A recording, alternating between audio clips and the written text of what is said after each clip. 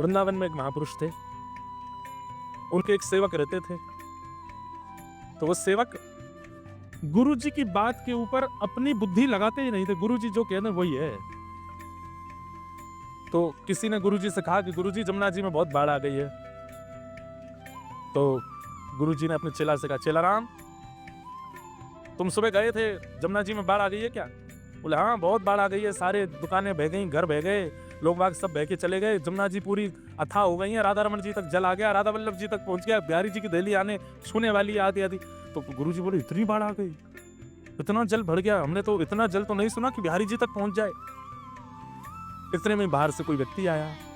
तो गुरु जी बोले क्यों भाई, जमुना जी में बहुत बाढ़ आ गई है? बोले नहीं, वो तो धूल उड़ रही है वहां। तो गुरु जी ने चेला को बोला, तुम कह रहे थे कि जमुना जी में बाढ़, ये तो कह रहे हैं कि वहां धूल उड़ रही है।